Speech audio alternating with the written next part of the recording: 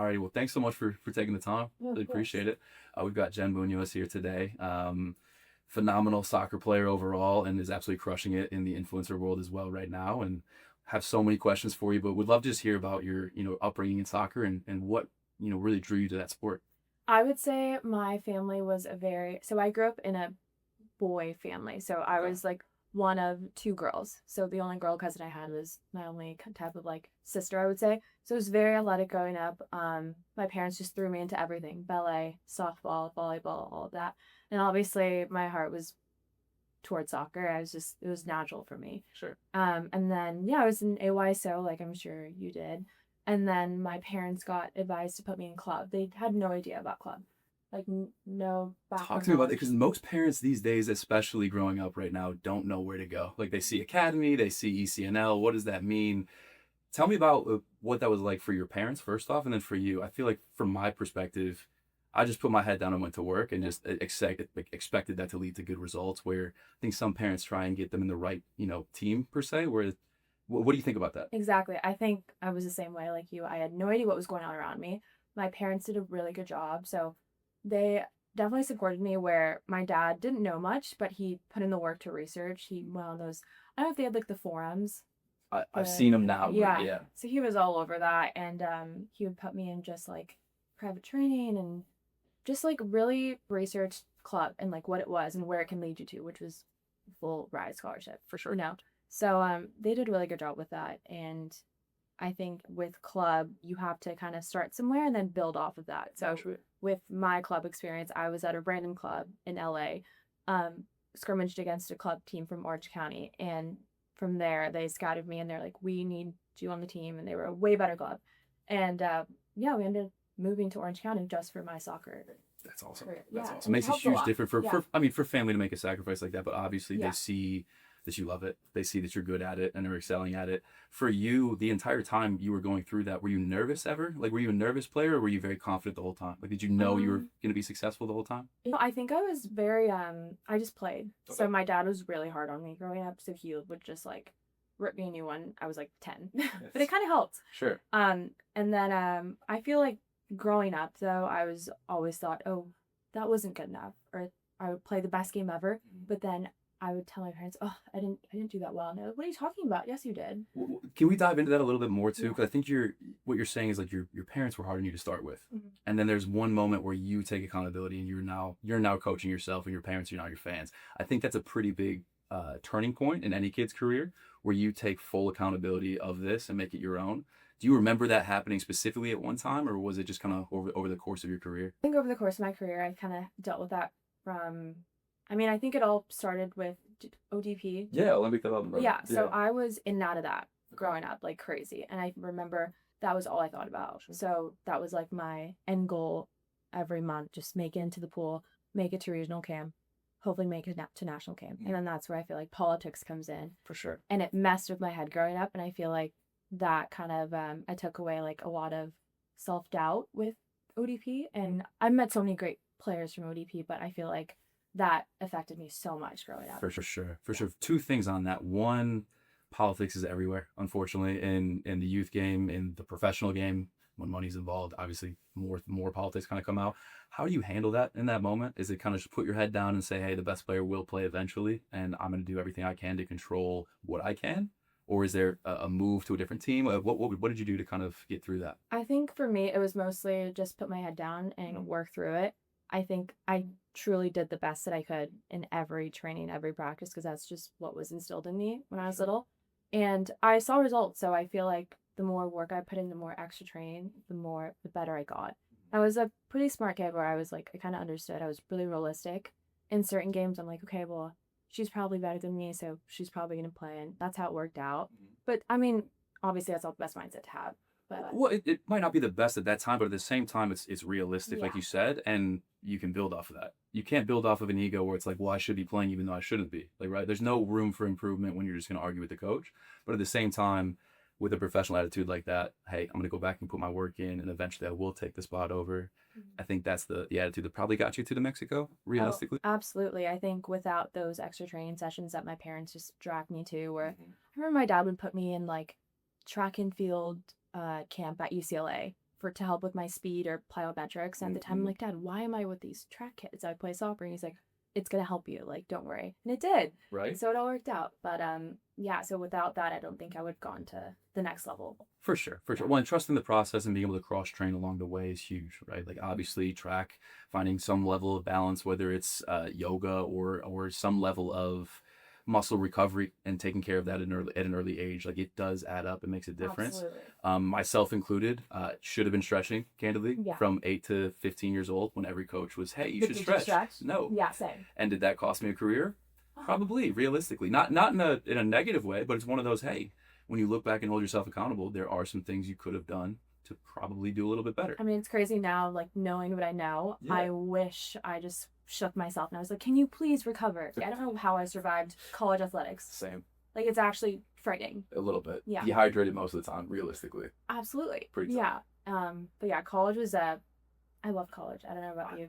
It was my favorite time. I mean, Wake Forest was a soccer school, realistically, coming in with the #1 recruiting class in the country. And for me, being a walk-on that, and then kind of taking over the goalkeeping position. A walk-on? I was not, supposed to really make it, realistically. There was another kid named Andrew Harris. He's one of my best friends. Great guy. Same age, goalkeeper, All-American out of high school. I'm like the backup for 4 years, supposed to be.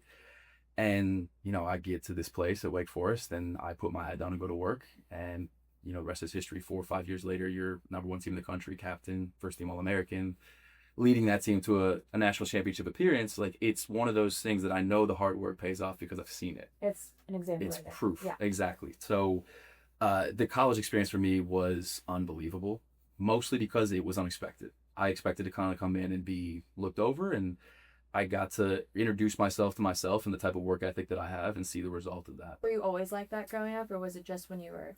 No, I think for me, it's, I dare say, like a Machiavellian, I guess is the word, where it's like I want people to underestimate me so that I can exceed expectations. So I actually didn't make varsity in high school until junior year. Was not an academy goalkeeper until senior year, and was like the last commit to Wake Forest. So it's one of those things that it's like I almost want to be underestimated so I can exceed that. If that makes sense. And literally blow everyone out of the water. It's how it went down. It's insane. I mean, that's when you unheard put of. your head down, Yeah. and then you pick your head up, and it's like, what happened? It's like, well, I went to work. Yeah, and it's cool to look back and be like, whoa, I did that. 100%. So tell me about your experience. It sounds like you had a very similar one. How did New Mexico find you? Was there competition to sign you? What was your process like? So in high school, I went to Capital Valley High School, which is down in Orange County. Great school. Team wasn't like a private school or anything like that. But Sure. Good players. New Mexico is very random. I would never have thought about going to Albuquerque, New Mexico. For sure. I'm California. I'm from the beach. You know? Yeah. So, but funny enough, one of the seniors committed there, and I was like, "Oh, what college do you commit to?" And she's like, "You would love it." And I'm like, "Well, probably not. Like, I'm getting offers from Auburn, and Yeah. I remember my freshman year, I got like a handwritten letter from the UCLA coach, which is insane. Yeah. And that was my dream I school. was gonna say, like, being an LA girl, like, or California girl in dream general. school, Yeah, UCLA, had to be. Okay. dream school. Always USC too. With Sure. they offered, but they didn't.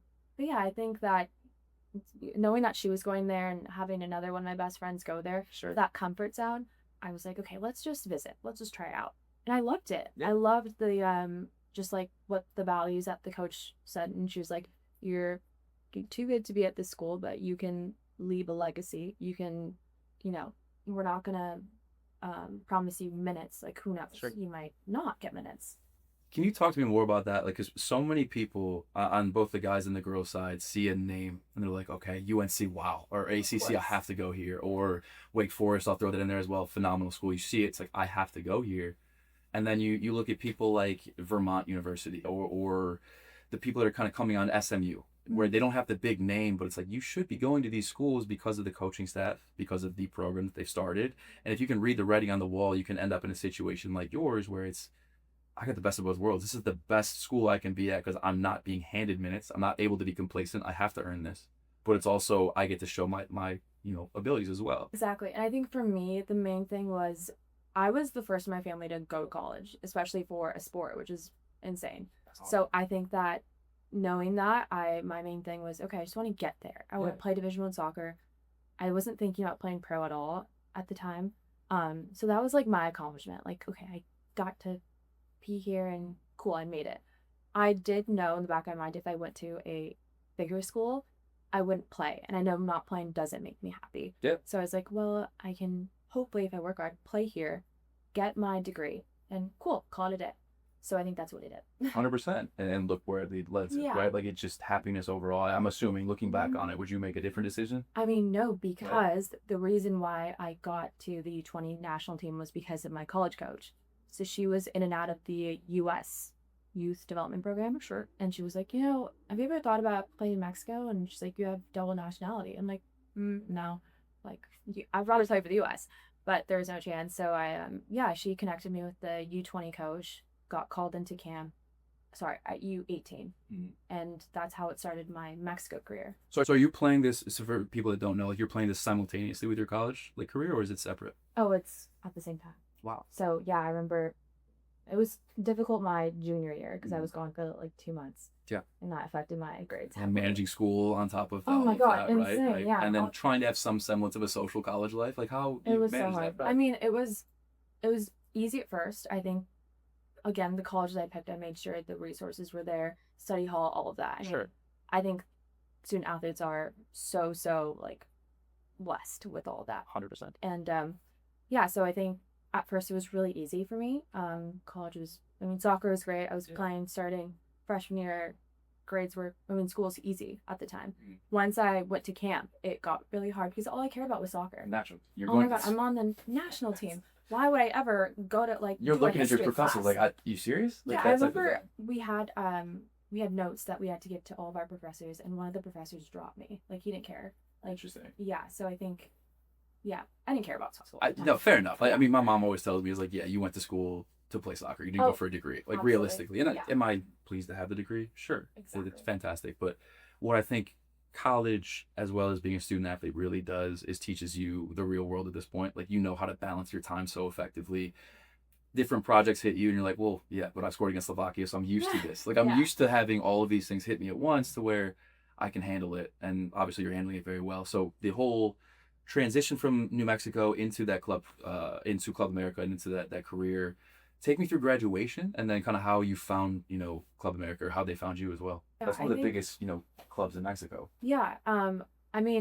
Again, my story is so random. I swear I say yes to things that I never thought I would say yes to, like going to school in Albuquerque, or for example, I remember my spring season of my senior year, I was like, okay, I'm done with soccer. I was interning for New Mexico United, the ESL team. Yeah, and I was like having so much fun, like being a corporate girly of getting ready for, my next adventure. And then I get a call from my U20 coach, and he's like, hey, so you're almost done with school. We've been watching you. Like, would you want to come try out for Club America? I was like, no, like I'm done with soccer. Yeah. And seriously, like really? Like no, like just didn't even think about it. I was like, no, I'm done. No, I think at the time, I just thought of the teams in Mexico as like just not really professional. Okay. I know it was Club America, but at the time I was so dialed into my work and just like finishing college that I was like ready for that next chapter. Yeah. Funny enough, my family's like a huge Club America family. Like my grandpa is like one of the biggest fans, if not like he's just a diehard fan. And I feel like I had to say yes for him, like genuinely. Like I was like, I can't just like not try it out. So they ended up having friendlies in Chicago, and I remember I like threw all my cleats. All my cleats were in boxes, I think.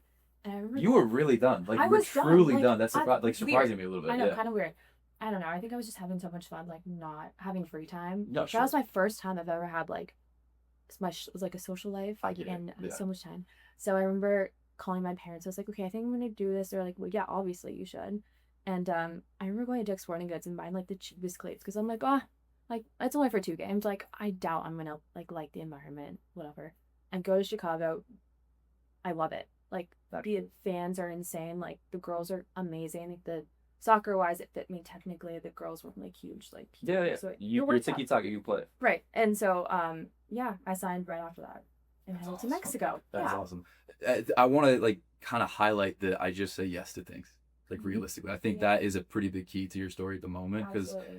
I mean, mentally, it sounds like you were like, I'm done. And then still there's some subconscious, like, you know what, I'll give it a go. And I think that's huge because I think there's always this internal battle of what is my next move. And sometimes, a lot of the time, actually, your inner self will make that move for you. Because like what you're saying is like right now, I'm not interested in soccer like verbally, and then your body moved for you basically. Does that Oh, make any sense? absolutely. And I think I was so, again, comfortable Yeah. doing the whole interning and getting ready for to be like an adult, I would say. Mhm. And then, I mean, moving to another country was not easy for me. I was scared beyond belief. You at least, I'm assuming, speak the language a decent amount. At the time, I wasn't as fluent, But but I yeah, understood everything. you understood everything. Of But still, course, yeah. it's I'm not taking away. It's still very intimidating. Oh my God, yeah. By any means. Yeah. As someone that's done it, and lived abroad as well, they at least spoke English. It was a little easier for me to kind of get back and forth with people. But getting from that entire culture shock. Had you been before? I'm assuming you traveled before over For there. camp. So For camp. just, I mean, it's a week, and you're Right. kind of And you're not in the city concentrating. necessarily. You're with American people that Exactly, are all yeah. feeding you, taking care of you. You don't have to like think about anything. It's like when Or you're be by living. yourself or, Exactly. Yeah. So I was also their first Mexican American. Really? That's Yeah. surprising too, actually. Yeah. Interesting. So I was like their the guinea pig baby, Mm. and just like, let's see how she does. But it all worked out. I mean, they welcomed me with open arms, and I didn't realize they were that big of a club socially. Oh, they're massive. Yeah. I mean, I would watch games with my grandpa, but it didn't click in my head until I got there, and like, oh my God, wait, this is crazy. Like this is big Yeah. time. Yeah, Yeah. like the people, like you're selling out stands, like you're filling stands. We were playing out of Seca, which is like such an iconic stadium, and yeah, it was. I'm very happy that I took that leave. For sure. Best moment from college, and then best moment from the professional careers. Oh my gosh, there's so many. That's a great question. I would say college would be, just like the road trips with my teammates. Yes. Yep. I know it's like No, so it's not. cliche to say, but like that's all I remember. I can't remember. I remember some goals, but like all I remember are, like the plane trips, the road trips, like probably The that. inside jokes, realistically, Yeah, always. I Yeah, mean, just talking with the boys and your teammates for sure. Exactly, yeah. Yeah. And I'm still best friends with, I'm sure like you are, Mhm. all of them. Yeah. And then I would say in Mexico would probably be the first time I played at Azteca. Mhm. My mom was there, and I that's scored my first goal there. That's sick. Yeah, That's so sick. it was really, really cool. Yeah.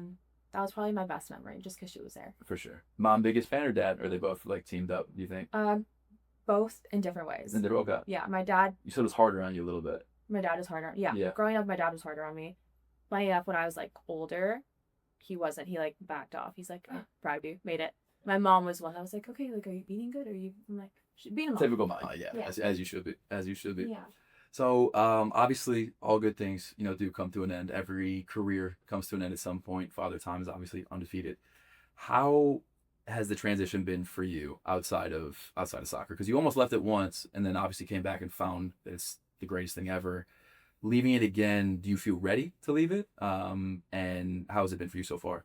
I just remember waking up one day, and I think I was internally thinking about this, but I remember it was an off day, and I was like, I just like don't want to be here anymore. Mhm. And so I, without even thinking, I just called my GM, and I'm really close to her. And I was like, hey, like I'm ready to, after the season, I think I'm gonna head back home. And she's like, okay, like, are you gonna play it somewhere else? And I was like, no, I think I'm done. She was shocked. Like, she was Right. like, are we doing something wrong? I'm like, no, there's nothing wrong with anyone. Like, Sure. I love you guys. I just like, I'm too comfortable. Like, I'm ready to do something else with my life. Yeah. And she's like, okay. And I made sure to, tell her not to let the coaches know. I didn't want anyone to know. And I think at my last game, that's when it hit me. I was like sobbing. Yeah. Like before the game, I'm like, wait, what am I doing? I had doubts, and I was like, no, I'm going to do this. I already told anyone. So then I ended up coming back here, and I didn't know what I was going to do. Had no plan. Literally no How is plan. that? I'm 'Cause like, I've been why did there. I do that? Like looking back, I'm like, Yeah. how did I do that without a plan? Like stability and just jump then look type Yeah. thing. And I do it. A number of other people do it. It's scary. But then at the same time, you have enough cookies in the cookie jar to be like, well, I've picked myself up from everything else. Like something will fall for me. And like you're Exactly. almost jumping, expecting something to. And obviously something kind of found you. How did that find you? So weird. The first year after playing soccer, or professionally when I stepped down, Yeah. I kind of like was going with the flow. I don't know. And Is that the first time that you did that, you think? Like the Yeah. first time there's no real structure. There's no, hey, there's training at 4, eat dinner at 3, whatever, to eat lunch at 3. Like that's all gone. You get to like now create your day and something finds you that way. Is that what you're saying? Or yeah, I mean, there was like no routine. I feel like I was saying yes to everything. Like I went on that show a few months after, which show? Sorry. and I'm excellent. I can't pronounce it. Exathlon. Yeah, excellent. Ante el mundo. I still can't pronounce it. And I was on the show. That's wild. Yeah, So so they again, found you? saying yes to everything. So how did they find? Like, tell me about that. So I just had an agent in Mexico who would work with me here and there, and he was like, "Hey, like you got this offer." Did you have this like set up while you were playing down there then, or no? No, so when I was playing, someone asked me actually if I was going to go on at some point, Oh and wow. I was like, no. Like I made it a big point to say no, and that kind of bit me in the butt when I did go on the show because that kind of resurfaced. I'm like, well, I was at the time I didn't want to go on. Now I do, but yeah, I went on the show and I had didn't watch the show prior to it, like at all. Like I Tell me more about like so it's an obstacle course type show or is yeah, it okay? so you would do great on it actually. Oh gosh, I don't know. Oh my We'll god, you see. would do amazing on it. Oh, yeah. I don't Okay. speak Spanish yet. We'll see. That's safe. But it's basically an obstacle course, and at the end there's like games you have to do. You have to really Okay. focus. It's kind of hard. Got you. It's actually Competitive insane. a little bit, yeah. It's So super insane. I drowned fit. on the show. By What? the way. Yeah, I literally drowned. Didn't realize that I wasn't the best swimmer. I guess. found out pretty quick. Yeah, Apparently. so it was crazy, but good experience for sure. Yeah, so that's wild. So you had an agent down there. They just reached out and said, "Hey, come through," and you're like, "Yeah." Yeah, and I was like, well, I'm not doing much, so I'll do it. Sure. And I did it. Yeah, so I was there cool. for about a month. It was an insane show. I mean, mentally, it was a lot tougher for me mentally than physically, for sure. Can you compare it to soccer? Like training in general? Like was soccer harder for you, or was the show harder? Oh, the show was really actually one of the hardest things I've ever done in my life. interesting. Okay. Yeah, you don't have a phone for a month. I know it's not a deal, but you can't like contact your family, friends, none of that. Food was Average. well, To be nice. let's say that for reasons. I'll say it's average. Okay. And then yeah, it's a mental battle. You don't. It's like I don't know when you're More of attrition a little bit. Like you're trying to stay as high as positive as you can, and everyone's starting to kind of just take away a little bit. And also, it's like when you're so used to being so good at something, and you come yeah. here, and it's like, okay, well, why is she beating me? She wasn't an athlete. So that's a big one too. From the transition out of athlete's identity into just being you.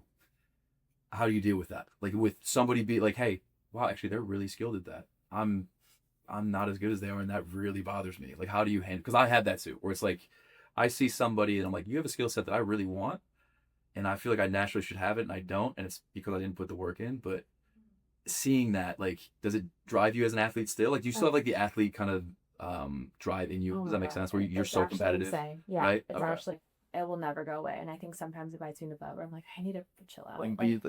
Yeah, but I think it also helps in a lot of ways outside of soccer. So with my, let's say, content, like I know it's not the hardest job in the world, but I still want to be the best at it compared to someone else. Like I feel like social media is so saturated now. Yep. And I don't want to be like a copycat or a version of the same girl that's doing the same thing that I'm doing. No, naturally. Like there's room for everyone at the table, but I want to be the best. Yeah.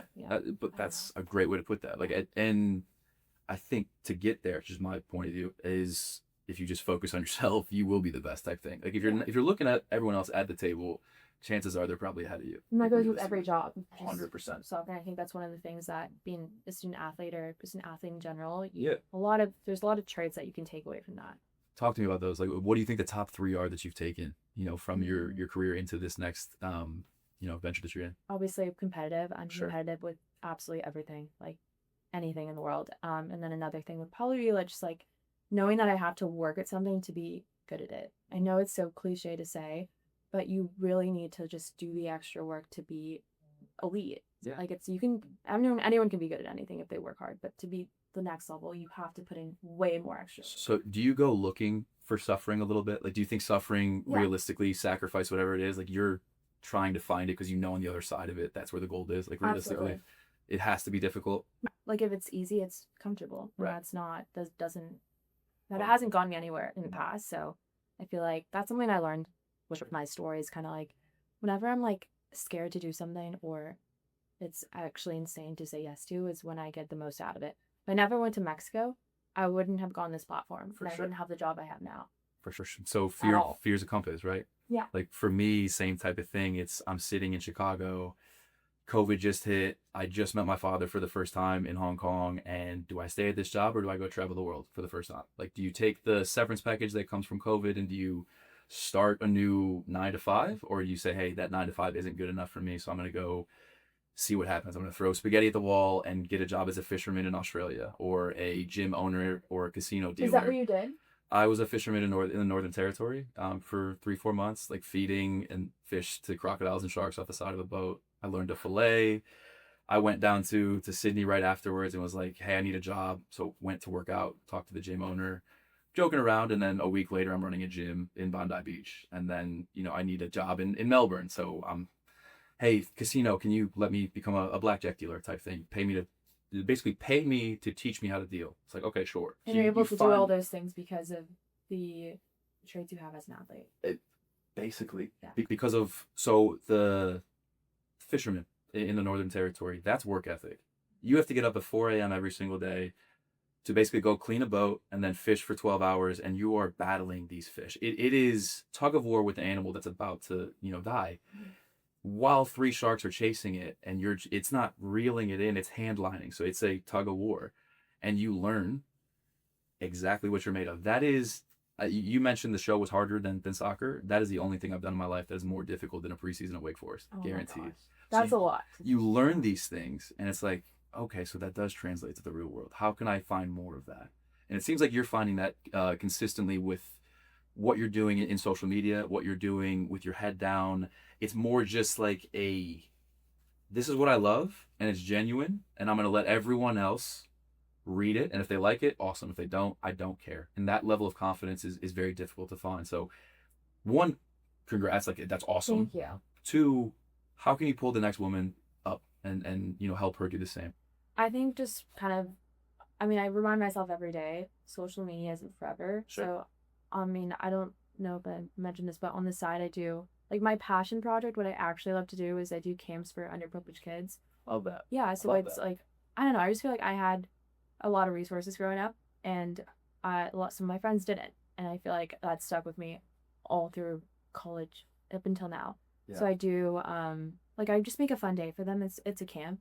It's completely free for them. They get food trucks, goodie bags, a bunch of brands are so kind and they send. Do you have a name for it yet? Like, how can we No, I don't have a name. I just call it like a Jen Munoz camp. I don't know. No, that's cool though. Yeah, that's awesome. So I did my first one last year. It was co-ed. So much fun. Yeah. I have so much fun doing them. That's why I love them. Yeah. Like, it's not even work. It's like, I don't get paid from it also. Like, I love to do it. And then my second thing is like wellness camps for athletes, with just girls. So they get like the whole influencer experience where it's like Pilates class, free workout sets, like a girly event, For sure. And it's super fun for me to do that. No, that's such a great way to give back. Myself, I've gotten into coaching solely for that. It is a little selfish because like when you go out there, like you get something in return, obviously, just be back there. But to be able to do it at that level is huge. I remember Walt Chiswick clinics at Wake Forest. All the team would come out. Again, it's free for everyone, so you get to go coach them. And seeing kind of where they're coming from. 1, you see where you came from too, first off. But 2, you give a lot more grace and compassion to people, realistically, from it. I was talking to Horacio Gutierrez recently on this, and he was talking about how if we spend more time growing this game, the number of people that are great and just being passed over is ridiculous. So the number of people, if we can reach people like you're reaching with these camps, is there a Landon Donovan there? Is there a Mia Hamm at those camps? And are we trying to grow this game in America to be that level? Absolutely. So it takes a day to basically just reach out to these people and say, hey, like, we got you. Like, come through. So I think that's important. That's what a platform should be used for. Yes. Like, genuinely, I would think it'd be useless if I just posted, like, brand deals. Like, I don't know, that doesn't fulfill me. No. And I think I'm really grateful for those brand deals and, like, the creative side of those things. But if I never, like, what am I going to do with it, So I feel like that's my passion, is using this platform to just build stuff. I love that. So, well, either way, but from an identity perspective, then, do you think that's been your answer from the end of soccer? Like, it hasn't really ended, it's just changed for you? Like, you get to give back a skill set now while you advance other ones? Like, we never leave the game. Sure. Ever. And I feel like that's kind of like that for me. I don't think that's my identity yet. I'm still trying to find that. Sure. And I think I need to give myself some grace too with like trying to find it, because I can do certain things and have accomplishments. I'm sure you have a ton post soccer, but personally I'm like, okay, well, what's next? And I feel like that's a problem that I have, but also a good thing. Yeah. But I'm just taking my time with kind of like building that. So one of the things my mom always talks about is like, you can't be further along than you are, even if you want to be. Like, you might want to be at this level, but right now you're here and like excel right here. It seems like you're doing that very well. Talk to me about that identity shift though, because I for myself included, I feel as though 6-7 years removed of 4 knee surgeries that takes the career away, you get to the point where it's like, okay, I understand it. I accept it. I understand it. I don't love it. I'm still always going to be disappointed about how that ends. And what I've learned is my identity is not tied to just that athlete. Like that's part of me for sure, but there's a part of me that transitions into the next period of my life, and that person needs to show up. So how do you, I guess, go through that process yourself? Because you're through that, like you're through the end of your career, but finding that next identity and finding that next step, you're giving yourself some grace. What are you kind of going through in this present moment that you're thinking about to really find out what's next? Does that make sense as a question? Yeah, I think obviously in soccer, I think you you have your adrenaline's at an all-time high. Sure. And I feel like it's hard finding that same type of excitement with little things like this, like my job currently, like as a content creator, or with the camps that I have with these kids. And I feel like it's hard to find the identity through all of that. But I think knowing that, okay, well, my identity is that I'm a hard worker, is that I like to help other people. I like to, weed places better than what I found them. Same with people. I think that's probably what I'm getting towards that is kind of like, I always like to leave people better than when I met them. For That makes sure. sense? Yeah, 110%. Also, I don't think that really answered the question. No, it's like I kinda got no, it was a tough question to ask. Like basically, at this moment, you're no longer in soccer, but you haven't fully found your identity. So you said you haven't fully found like that next identity or like that next step for you.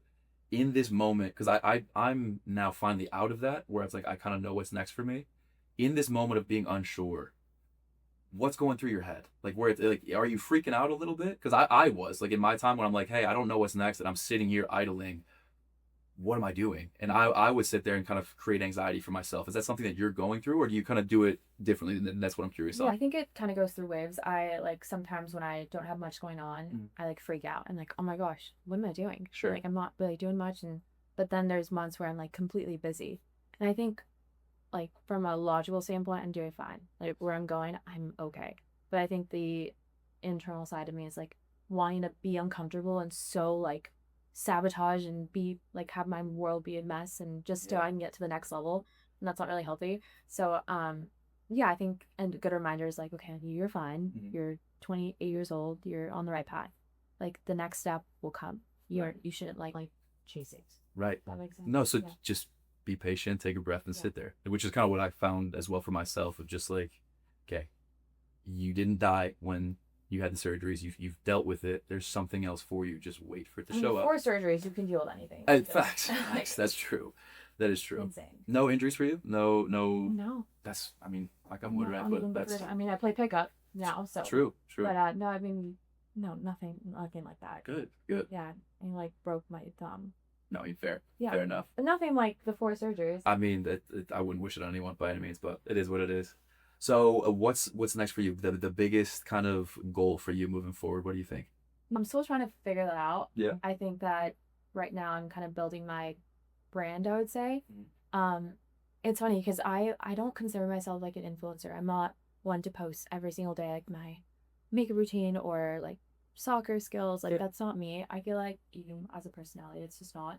This is great. It's different, right? So does that make you feel like you've made the right decision? Like a little bit of like, hey, it was the right time for me to leave. You don't have to have any regrets or look back at it. And I think, like I said, without Club America, I wouldn't be here. Like I wouldn't have this job or something like that. So I feel like I'm in the right spot at the right time. For sure. That helped you all the way around. Like I don't go a day without someone messaging me saying like, "Are you gonna come back?" Or "Why did you stop?" Or "What are you doing with your life?" Interesting. Like, I'm doing just fine. Thank so hey, talk to me about that. Like as because I mean your name gets bigger and bigger, more people are reaching out to you, more things are kind of coming your way. How do you maintain the authenticity to be able to determine what's good for you, and then also to deflect what's not? Because obviously you're gonna get bombarded with comments or questions or whatever else. What's your process in maintaining that for yourself? I think I have a really good support system. Yeah. I think a lot of my family and my friends are amazing people. And I think as I get older, I cut people off where I'm like, you're very negative in my life, and that I didn't know that affected me until really now. Okay. And I care a lot about people, so I think that with having good people in my environment, in my circle, just like helps me realize like it's not that deep. Like social media doesn't matter. Like it's great for business, it's great for jobs and stuff, but other than that, it's just 2% of your life. 100%. Yeah. 100%. Is that something you can pull yourself out of very easily or quickly? Like obviously it's easy to get sucked into a rabbit hole and you're like down this comment section or down somewhere else.